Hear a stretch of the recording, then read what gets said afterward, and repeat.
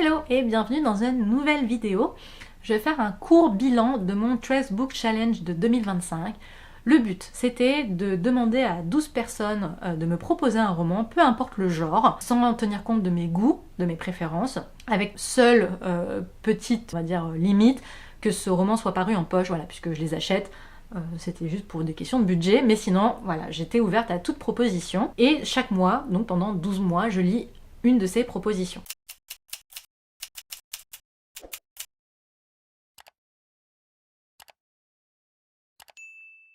J'aime beaucoup ce challenge parce que ça permet vraiment de découvrir des choses très différentes, des romans que je n'aurais jamais lus de moi-même, d'avoir de belles surprises, parfois des déceptions, mais c'est pas si grave, c'est aussi le but du jeu. En janvier, j'ai lu Demian de Hermann Hesse, ça a été une lecture 5 étoiles, j'ai adoré ce roman initiatique philosophique, hyper percutant.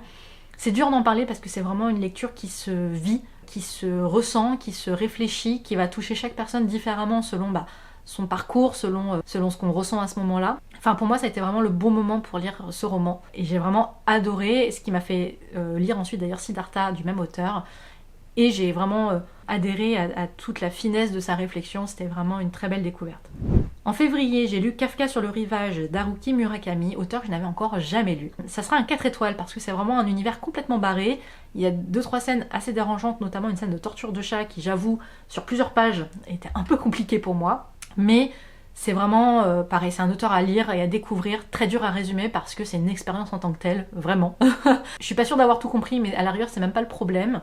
C'est juste tellement inclassable que ça mérite pour le coup vraiment le détour. Donc très bonne lecture et très bonne surprise par ailleurs. En mars, Au pays des choses dernières de Paul Auster, lecture 4 étoiles pareil, je n'avais jamais lu Paul Auster, c'était l'occasion de le découvrir, avec un roman assez original qui n'a pas de chapitre, donc on lit un seul et même texte assez long, d'une jeune femme qui va découvrir le pays des choses dernières, à la recherche de quelqu'un.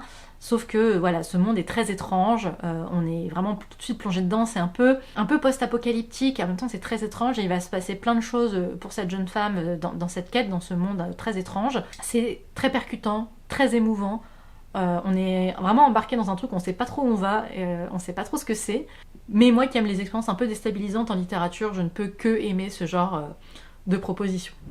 En avril, Le syndrome des cœurs brisés de Salomé Bodino, alors une lecture 3 étoiles, pourtant le principe était plutôt chouette, un peu dystopique dans l'idée de base, qui était voilà, un couple qui est heureux, sauf que dans ce monde-là, d'un coup on peut commander une carte qui dit la potentielle date de rupture et les raisons de cette rupture.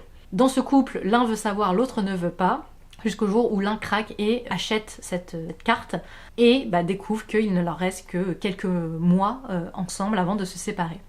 Et du coup, c'est toute la question de comment vivre une histoire d'amour quand on sait qu'elle est vouée à l'échec, quand on sait qu'elle va forcément s'arrêter. Donc il y a vraiment toute cette réflexion sur le couple en soi qui est hyper intéressante. Mais moi, il y a vraiment quelque chose qui m'a manqué malheureusement. Peut-être que l'idée n'est pas poussée jusqu'au bout. C'était très répétitif, moi j'ai trouvé malheureusement. Le dénouement est intéressant et voilà, le propos et la réflexion sont vraiment chouettes. Mais c'est le traitement du texte en lui-même qui ne m'a pas convaincue, la plume malheureusement qui ne m'a pas convaincue. En mai, Il faut qu'on parle de Kevin de Lionel Shriver, un grand classique qui a été un film assez marquant. Je n'avais pas vu le film et je n'avais pas lu le roman. Et ici encore une fois, la thématique est hyper intéressante puisque c'est un roman épistolaire écrit par la mère d'un adolescent qui a fait une tuerie de masse. Donc ça a été un roman qui a été écrit vraiment après les tueries de Columbine.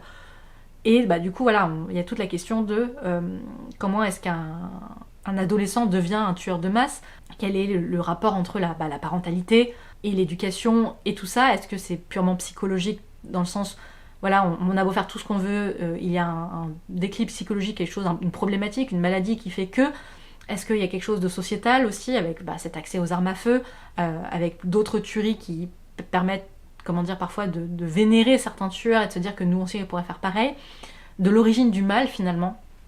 Et voilà, les thématiques sont très vastes, ça parle de la société américaine évidemment, avec ses torts et ses travers. Ça parle de la maternité et de la parentalité avec une femme qui ne voulait pas spécialement d'enfants et qui va se retrouver malgré elle prise dans tout ça. C'était vraiment hyper intéressant, mais Dieu que c'était long. Et le roman épistolaire, même si ça peut être une forme hyper originale, pour le coup, là je trouve donner de la lourdeur au texte, parce que ce sont vraiment des très très très longues lettres, avec une prose très soutenue, qui parfois peut-être fait pas très lettre finalement.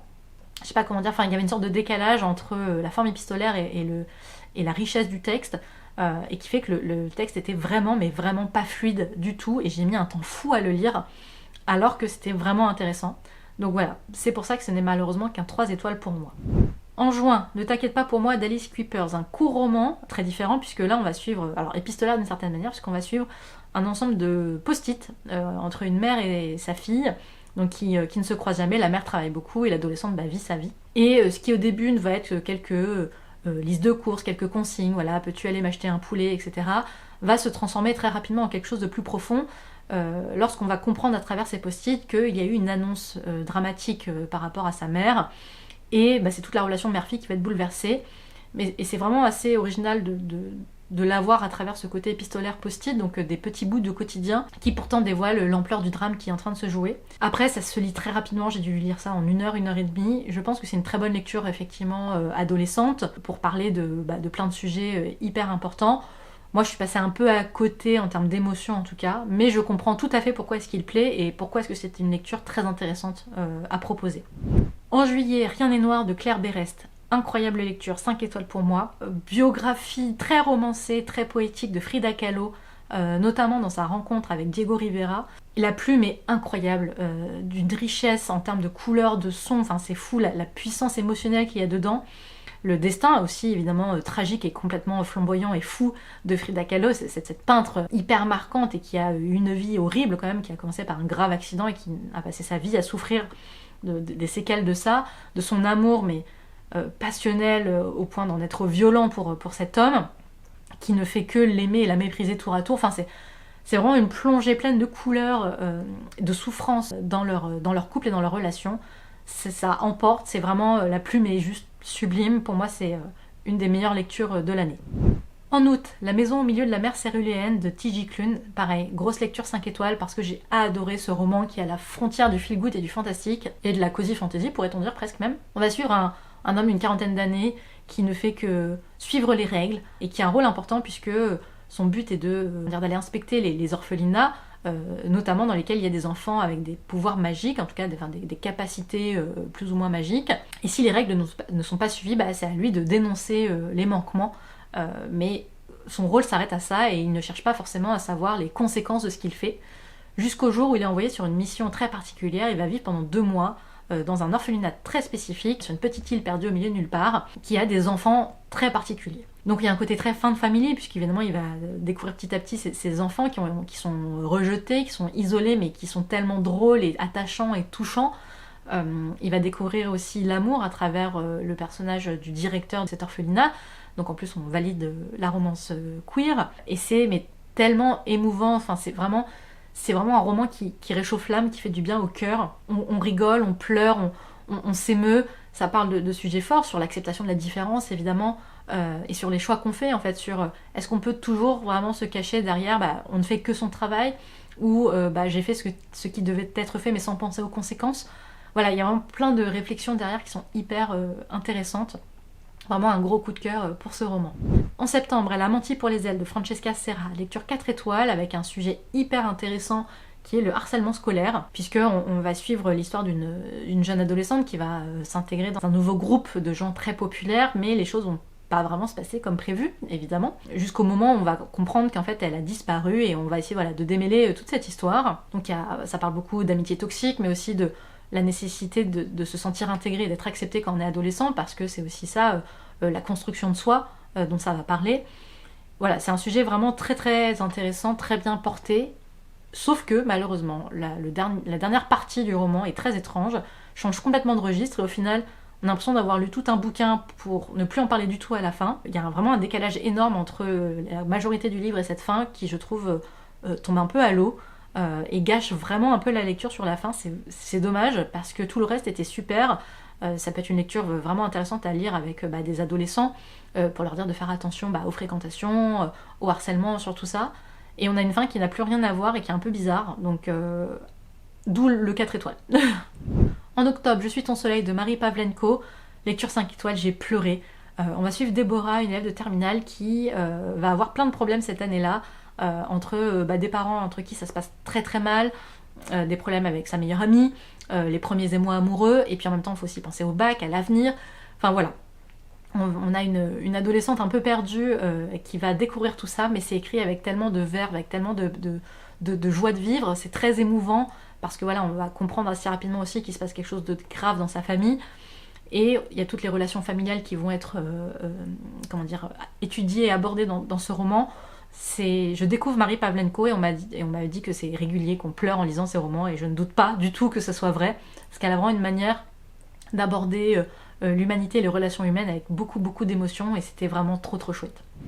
En novembre, La tristesse des éléphants de Jodi Picoult, lecture 4 étoiles, hyper originale. On va suivre l'histoire de Jenna, une adolescente de 13 ans. Sa mère a disparu il y a déjà 10 ans, sauf qu'on n'a jamais vraiment trop su ce qui s'était passé. Mais elle veut savoir, et elle décide donc d'engager une voyante complètement en perdition, qui n'a plus de succès du tout après un scandale politique, et un flic qui avait bossé sur l'affaire à l'époque, mais qui depuis est devenu un détective privé alcoolique. Voilà, donc on peut une équipe de bras cassés, mais qui vont se relancer sur l'affaire pour essayer de comprendre ce qui s'est passé à l'époque, au moment de la disparition de la mère de Jenna. Et on va alterner donc plusieurs points de vue, celui de Jenna, le détective, la voyante, mais aussi Alice, la mère, à l'époque, et elle qui est une chercheuse sur le chagrin et le deuil chez les éléphants, qui évidemment va créer un pont dans la thématique par rapport à Jenna, voilà, qui n'a plus de mère, donc qui n'arrive pas à faire son deuil parce qu'elle ne sait pas est-ce qu'elle est morte, est-ce qu'elle l'a abandonnée. Elle est dans cet entre-deux très douloureux quand on est en train de se construire. Et donc voilà, ça aborde de manière générale voilà, le chagrin, le deuil, c'est très beau. Et l'intrigue prend vraiment une tournure très inattendue sur la fin, je m'y attendais pas du tout, et c'est complètement fou, c'est génial, mais très surprenant. Quelques longueurs peut-être, c'est ce qui fait que j'ai pas mis 5 étoiles, il y a eu voilà, quelques moments peut-être un peu mou du genou à mes yeux, mais grosse mention plus pour l'originalité de l'intrigue, et pour les thématiques abordées. En décembre, L'ivresse des kangourous de Kenneth Cook, 3 étoiles pour ce recueil de nouvelles d'un auteur australien à l'humour absurde qui aurait dû me plaire, mais je suis passée un peu à côté. Certaines nouvelles sont drôles, mais rien non plus de complètement bidonnant. Je me suis pas tapé le cul par terre, comme qui dirait. C'était sympa, mais sans plus. Voilà, c'était une belle découverte, c'était sympathique à lire. Je lisais une nouvelle de temps en temps le matin, mais ça m'a pas laissé un souvenir impérissable. Et c'est vraiment dommage parce que l'humour voilà, absurde, c'est typiquement ma came, et je pensais voilà, vraiment trouver quelque chose d'un peu plus mordant, un peu plus accrocheur, ce qui n'a malheureusement pas été le cas.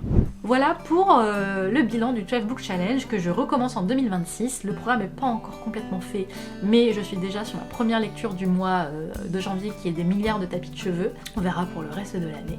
Mais voilà, c'est vraiment un challenge que j'adore, et n'hésite pas à me dire en commentaire s'il y a des livres que tu as lus, que tu as aimés ou pas, qui te donnent envie. Et si tu es un ou une adepte des challenges littéraires, voilà, pour te donner envie de découvrir d'autres mondes, peut-être d'autres livres que tu n'irais pas autrement. Bye bye, à bientôt pour une nouvelle vidéo.